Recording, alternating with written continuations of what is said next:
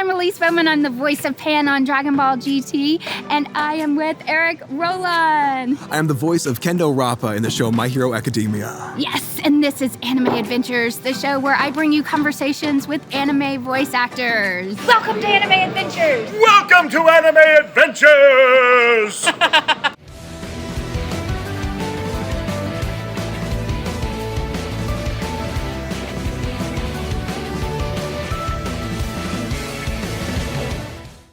So, we are here at the Plus Ultra Expo. It's so great to sit down and talk with you. It's great to meet you. Yeah, it's so funny. I knew he looked familiar. We found out we have the same agent. We've been in auditions together. It's crazy. We probably even auditioned on probably a lot of the same products together. Yes, I think so. Well, let's talk about My Hero. Yes. What a great character you have. He is, he's my baby. He's my best boy. Or I guess, great, he's evil. He's a villain. Well, we're not quite sure if he's all evil. I think he's more like a dog chasing cars or a hammer looking for a nail. Oh, okay. Like, so long as he gets the fight of his life, it doesn't matter if he's fighting a good guy or a bad guy. There's a back room where we can go and get ourselves patched up. Bring that man with you. Oh, okay. Yeah, and I know he's in season 4, so we won't do any spoilers. We won't give any spoilers. Yes. And let's also talk about the fact that you drew this. Yes! Yes, that you did the artwork for this. Yeah, originally, when I wanted to go to school, I wanted to do a dual major in illustration and acting. Yeah. But being that they're both studio courses, there just aren't enough hours in the day to do that. So they said, well, what do you want to do? And I thought, well, I can work on my acting. I'll always have acting, but I may not always have these hands. So I thought, let's sharpen up these skills instead. That is amazing. I love this, and I didn't realize that you were an artist as well. And I definitely want to talk about this because not only did he do this artwork, but you did it for a very good cause. Yes. So me and the other members of the Shiei Hasaikai, like Kellen Goff, Anthony Bowling, and a myriad of others, we all decided to go in together on this print. And what we're planning to do is probably in the next couple of weeks, we're going to get about 200 to 300 done. Everybody's going to sign them, and we were going to auction them off for charity and send the proceeds to Australia to help with the wildfire relief. That is so cool. Yeah. I mean, what an amazing thing that you're doing. What a good cause. Yeah, they're a tremendous group. We all got pizza a couple weeks ago, and Kellen pitched us the idea, and everybody was like, yep, we're in. We're in. Let's do it. That's so awesome that you're all coming together. Yeah. Now, you've done so many other great characters. What are some fan favorite characters that you have? Well, one who's getting a lot of love right now, and I'm not really super big into like a lot of the anime mobile games, but I found out recently when I was going in to work with Tia that the show I'm on right now is called A3. I play the character Masumi. Wow, you already want to meet my parents? We only just started dating, but sure. Huh? We are not dating. He's one of these sultry pretty boys, got a real dulcet tone voice. I found out that he was really super popular. The anime is about this group of theater kids who are trying to save a dying theater. And so they're tasked with putting on 4 amazing shows before the year's over. Otherwise, the place is condemned, it's going to be torn down and probably turned into a Jamba Juice. Oh, no. But he gets a lot of love. Somebody actually asked me this weekend if I had anything from Masumi print-wise. I didn't. I couldn't finish it in time. Oh, now you need that. So I know. you're working on one? Yes, I am. Oh, good. I had him give me their address. I said, I will send it to you as soon as it's done. Yes. Oh, that's great. And what about a couple others? Sure. Another one was on a show that Jeremy Inman directed called Demon Lord Retry. His name is Isami Tahara. You is here. That mad woman is here? You're kidding me, right? And it's one of those isekai shows, kind of like Sword Art Online, where people are taken into a video game world.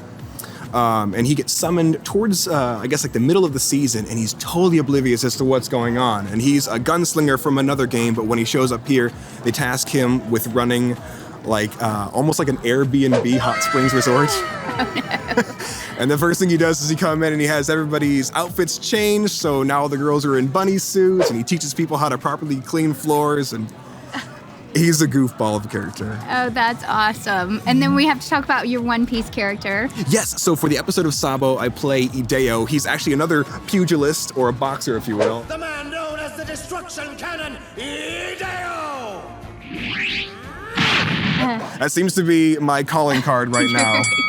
Only instead of the quirk strong arm, he has, I think it's 2 elbows, so he's got a reach of like 10 feet. Ooh, we all need that, right? Right.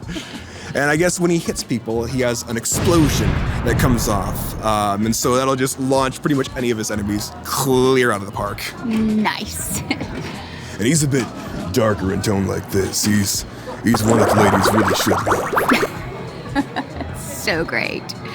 Well, in addition to being an actor and an amazing artist, you are also a cosplayer. Yes. And create wonderful, amazing cosplay. Thank you. Yeah, I have a YouTube channel. It's called Angel Legend with one L, ANGELEGEND. Okay. We'll put that on screen. For sure. And originally it started as just kind of like a pet project of mine. I wanted to make a suit of Spartan armor from the game series Halo. And I kept punching in, how do I do this? How do I do this? And I couldn't find videos for how to do it. So every time I couldn't find a video on how to make the helmet or the chest, I would just make it myself and I would document my progress. And started posting those and doing like a build along with me. Yes. So now I have the full set of videos on how to make the Mark 6 suit of Spartan armor from Halo 4. Really? Yeah. Okay.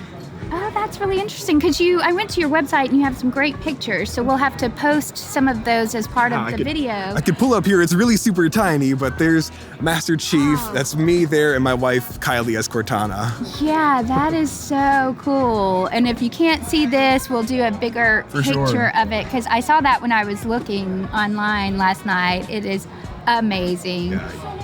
Walking into a convention, you feel like a total celeb. You can walk like 3 feet and it's like photo, pull the helmet off, photo, oh, right back on. Really? And did you start as a cosplayer or a voice actor? Sunny, straight? I'm just going home now. Oh, okay. I'm sorry. Yeah, we're Oh, sorry about that. I'll just go this way then. Yeah, I know that was totally an accident, right? Oh, right, absolutely. They gotta stick it to the new guy. It's so weird. He ends up in so many videos. How is that? Bye. So many animes too. And so many, yeah. Weird how that happens. It is.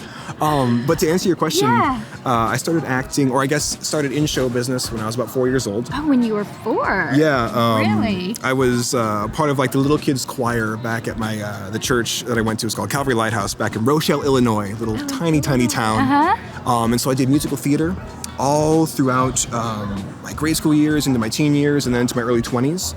And then at about 22, I decided to actually make the leap into professional acting for a change. Really? And it was a tough first few years. I think I booked one voiceover gig back in 2012, and then I didn't book anything else till I think 2016.